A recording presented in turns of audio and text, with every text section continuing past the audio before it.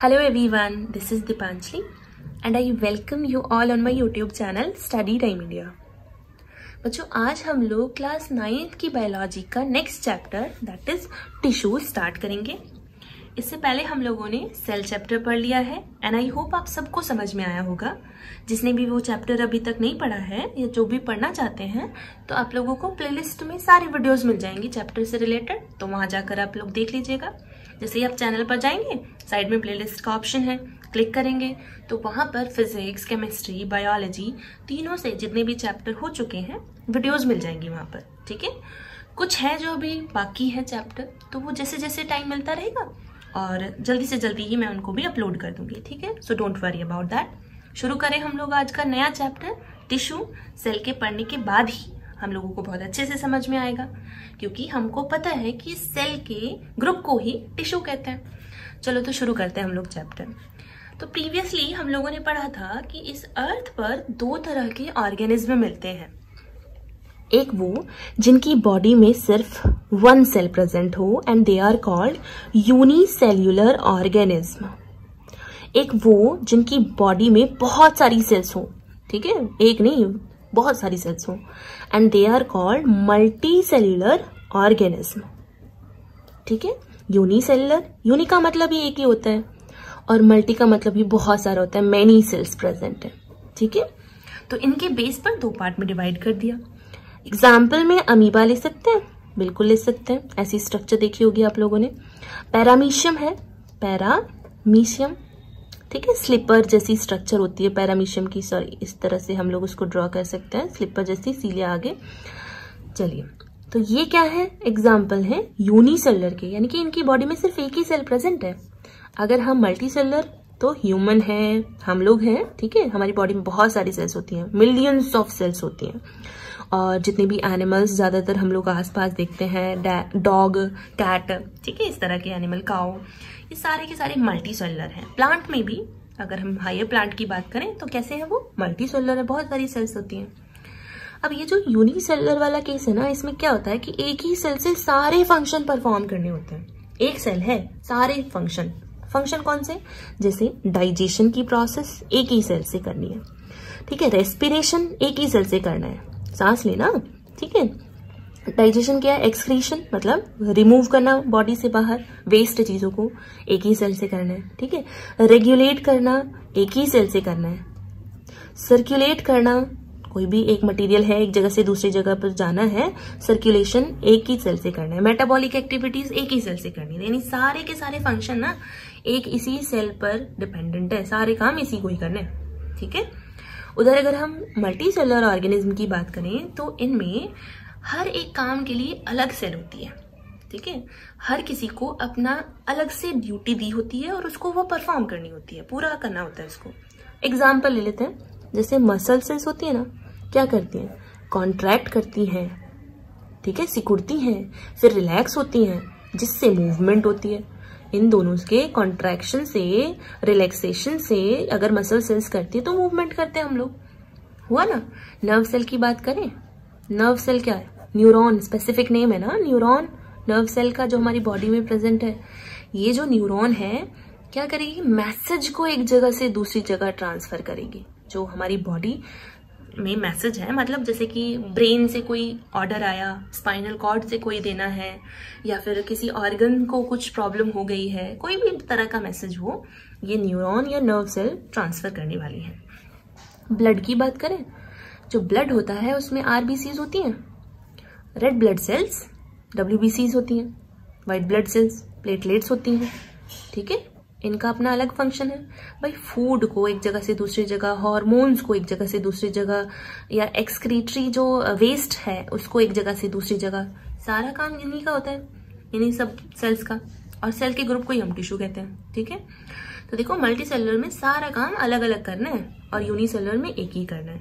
अच्छा, ये जो अलग अलग डिवाइड होता है ना काम इस तरह से, इसी को हम लोग बोलते हैं division of labour. Division of labour, labour माने होता है काम, काम को डिवाइड कर दिया है अलग अलग में, अब काम होगा परफेक्ट। जब काम डिवाइड हो गया, एक ही को करना होता है तो थोड़ा सा वो कम डेवलप होते हैं और आप देख सकते हो कितना डेवलप है। ठीक है, लेकिन मल्टी सेलुलर में काफी डेवलपमेंट हो चुका है।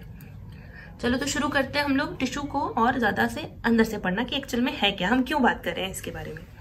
तो हमने सेल बहुत बार पढ़ लिया, अब सेल एक तो है नहीं, हमारी बॉडी की बात करें हमने ये भी देख लिया, मल्टी सेलर है हम। सेल के ग्रुप को, ग्रुप ऑफ सेल, उसको हम लोग क्या बोलते हैं, टिश्यू। ठीक है, टिश्यू क्या है, ग्रुप ऑफ सेल जिसकी स्ट्रक्चर एंड फंक्शन सेम होंगे। ठीक है, नर्व सेल है, सारे फंक्शन एक जैसे होंगे, जितनी भी मसल सेल्स हैं फंक्शन एक जैसे होंगे, ब्लड है फंक्शन एक जैसे होंगे। ठीक है, तो सारे एक जैसे होंगे।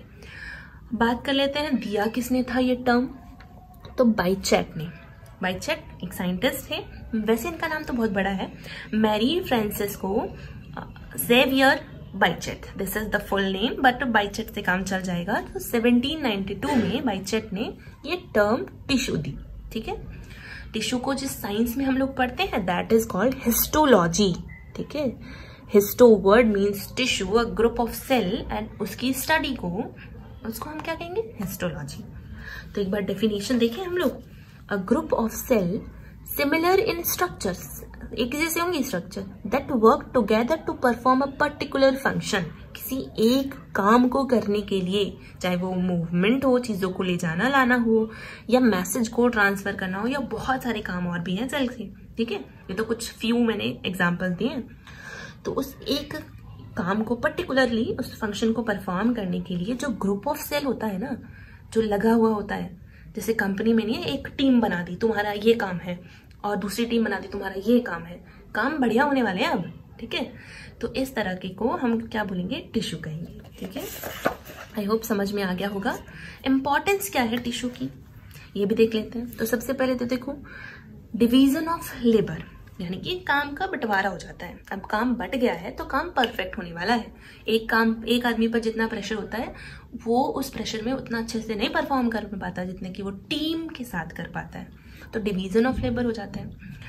ऑर्गेनाइज टिश्यू जो होंगे भाई, एक जगह ऑर्गेनाइज अगर टिश्यू है तो वो एक ऑर्गन का फॉर्मेशन करते हैं, एक ऑर्गन बनाते हैं। ऑर्गन लाइक हार्ट हो गया, किडनी हो गई, लंग्स हो गए, ऑर्गन बनाया।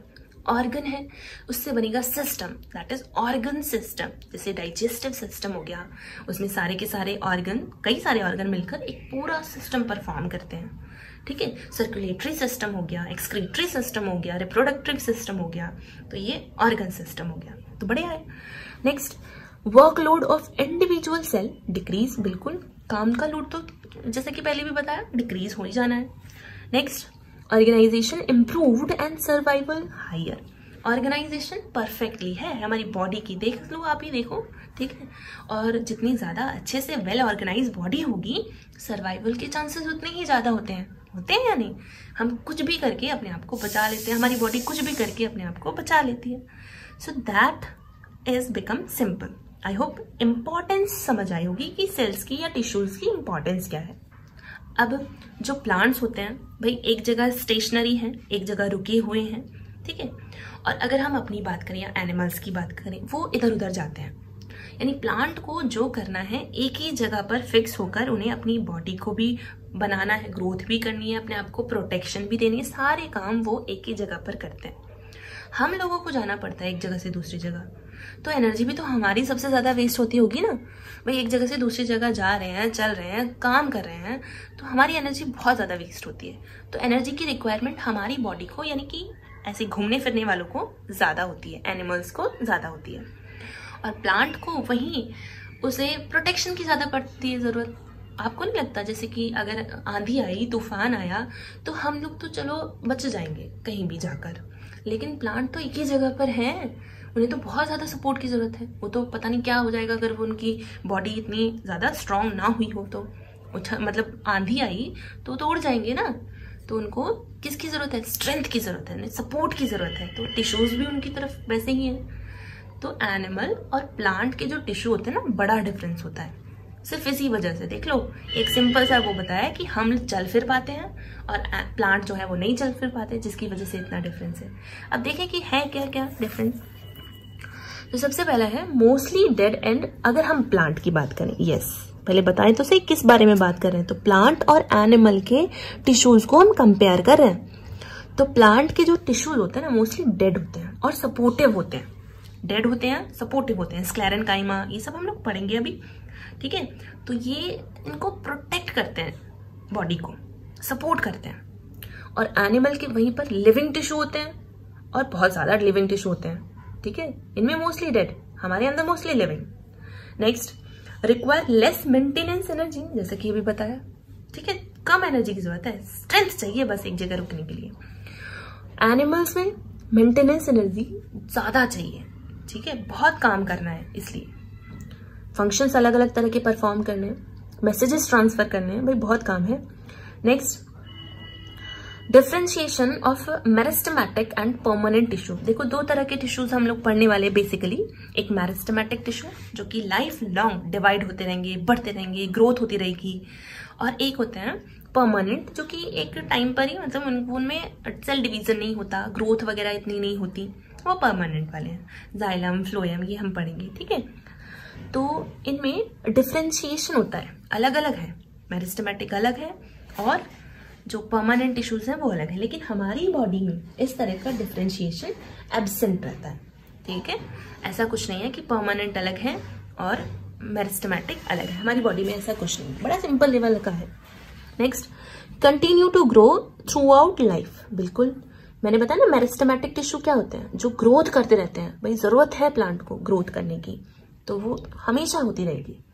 लेकिन हमारे में एक एज तक ग्रोथ होती है, उसके बाद रुक जाती है ग्रोथ। हाइट है, एक एज तक बढ़ेगी फिर रुक जाएगी। तो ग्रोथ जो होता है, do not show growth after reaching maturity. हालांकि रिप्रोडक्टिव जो ग्रोथ है वो तो होती रहेगी काफी लॉन्ग टाइम तक भी, लेकिन जो अगर बॉडी की बात करें तो वो किसी एक स्पेसिफिक टाइम तक होगी, उसके बाद वो रुक जाती है।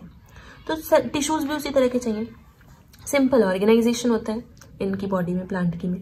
हमारी में यानी कि एनिमल्स की में ऑर्गेनाइजेशन कॉम्प्लेक्स होता है, देखा होगा। टिश्यू, टिश्यू से ऑर्गन, ऑर्गन से ऑर्गन सिस्टम, फिर हमें पूरा पढ़ना होता है digestive system, reproductive system, excretory system, circulatory system. चलिए नेक्स्ट, स्टेशनरी हैबिट है, एक जगह रुके रहने की हैबिट है, ठीक है। उसी के अकॉर्डिंग टिश्यूज भी होंगे। इनकी हैबिट कैसी है, मोबिलिटी की, यानी कि एक जगह से दूसरी जगह जाना पड़ता है, काम करना पड़ता है, इसीलिए उसी तरह के टिश्यूज होंगे इनकी बॉडी में। आई होप दोनों में डिफरेंस समझ में आ गया होगा। प्लांट को किस वजह से अलग तरह के टिश्यूज दिए हैं और एनिमल की बॉडी किस वजह से अलग तरह के टिश्यूज की बनी हुई होती है, और क्या थोड़ा सा बेसिकली डिफरेंस होता है दोनों में, ठीक है। किसी को भी चैप्टर से रिलेटेड कोई प्रॉब्लम हो तो आप कमेंट बॉक्स में जरूर बताएं, ठीक है। नेक्स्ट हम लोग देखते हैं कि किस तरह से डिवाइडेड है टिश्यूज। चलो, तो अगर हम प्लांट के टिश्यू की पहले बात करें, एनिमल्स वाली भी बात पढ़ेंगे लेकिन बाद में, तो प्लांट टिश्यू जो होते हैं दो तरह के हैं, meristematic tissue and permanent tissue. Meristematic जिनमें सेल लगातार डिवाइड होती रहती है। अब सेल डिवाइड होती रहती है यानी ग्रोथ होती रहेगी। और ये तो टिश्यूज होते हैं ना, ये टोटीपोटेंस होते हैं। अब टोटीपोटेंस का मतलब क्या होता है, यानी कि इनकी सेल में ये एबिलिटी होती है कि ये दूसरी सेल को जनरेट कर सके। एक सेल में ये एबिलिटी होना कि वो दूसरी सेल को बना सके, ठीक है। तो ग्रोथ तो ऑटोमेटिकली होनी ही है, बढ़ा रहे ना नंबर को। चलो, दूसरा परमानेंट टिश्यू, तो इनकेपेबल ऑफ सेल डिवीजन, यानी कि इनमें सेल डिवीजन नहीं होते। एक स्टेज तक आकर ये परमानेंट टिश्यू है और इनमें अब सेल डिवीजन नहीं होगी। मेरिस्टेमेटिक की बात कर लेते हैं, फर्दर डिवाइड किया है 3 क्लासेस में, 3 ग्रुप में। तो एपिकल, लेटरल एंड इंटरकैलरी या सैलरी हम लोग बोलते हैं इनको। तो एपिकल में क्या है, टिप्स कहाँ मिलेंगे, tips of root and stem. जो रूट की स्टेम हो, वो टिप हो, या स्टेम की टिप हो, ठीक है, जहां वो से वो बढ़ रहे होते हैं वहां पर ये मिलते हैं। लेटरल है, कहाँ मिलेंगे, बिलो बार्क कैम्बियम। जो प्लांट की बार्क होती है ना, छाल जिसको बोलते हैं, तो उसके जस्ट नीचे हम लोगों को ये कैम्बियम, ये लेटरल टिश्यू मिलेंगे। और इंटरसेलरी जो है वो इंटरनोड ऑफ स्टेम, जो स्टेम होती है जैसे जहां से ब्रांच निकलती है, तो यहाँ पर वो क्या मिलेंगे, इस तरह के इंटरसेलरी टिश्यूज मिलेंगे। परमानेंट की बात करें, 2 तरह के हैं, सिंपल है और कॉम्प्लेक्स है। सिंपल कैसे हैं, जो थोड़े से प्रोटेक्टिव होते हैं, सपोर्टिव होते हैं, जैसे पैरेन्काइमा, कोलेन्काइमा, स्क्लेरेन्काइमा, बहुत डिटेल में पढ़ने वाले हैं तीनों को। ये कैसे होते हैं, डेड होते हैं, ठीक है। कॉम्प्लेक्स में क्या है, कंडक्ट करने का काम करते हैं, यानी कि एक जगह से दूसरी जगह पहुंचाना है किसी चीज को। किस चीज को पहुंचाना है, भाई फूड को ही पहुंचाना होगा या वाटर को पहुंचाना होगा, प्लांट में, तो फूड को पहुंचाने का काम फ्लोएम करते हैं, ये फूड को ट्रांसफर करेंगे। फूड बनता कहाँ है? लीव्स में बनेगा फोटोसिंथेसिस के प्रोसेस से, तो वहां से पूरी जड़ों तक लाना है इसको, तो ये करेंगे उस काम को फ्लोएम। देखो फ से फ्लोएम होता है, फ से फूड शुरू होता है, हो जाएगा ना यार। ज से जाइलम होता है और ज से जल होता है, ऐसे टिक से याद कर सकते हो, क्योंकि कभी कभी कंफ्यूजन हो जाती है कि फ्लोएम वाटर को करता है या फिर फूड को करता है ट्रांसफर। तो फ से फ्लोएम है और फ से फूड है, ज से जाइलम है और ज से जल है, यानी कि वाटर को ट्रांसफर करेगा ये। तो जाइलम वेसल्स होती हैं, ट्रैकियार्ड्स होते हैं इनका पार्ट, और इनमें सीव ट्यूब होती है, कंपेनियन सेल्स होती हैं। आई होप इतना आपको क्लियर हो गया होगा। ये है हमारा क्या, प्लांट का टिश्यू जो हम लोगों ने अभी तक देखा। अब 1 बाय 1 करके डिस्कस करेंगे। मेरिस्टेमेटिक को पहले पढ़ेंगे, उसके बाद परमानेंट को पढ़ेंगे, ठीक है। आई होप आपको इतना चैप्टर का इंट्रोडक्शन जो हम लोगों ने आज वीडियो में देखा वो समझ में आया होगा। फिर हम लोग शुरू करेंगे और फर्दर पढ़ना। तो जिसने भी अभी तक चैनल को सब्सक्राइब नहीं किया है आप लोग कर लीजिए, और ज़्यादा से ज़्यादा अपने दोस्तों के साथ शेयर कीजिए, ताकि मोटिवेशन मिले, आगे की जो चैप्टर्स हैं वो ज़्यादा से ज़्यादा कंप्लीट और जल्दी से जल्दी कराए जाए, ठीक है। तो that's it for today, take care, bye bye.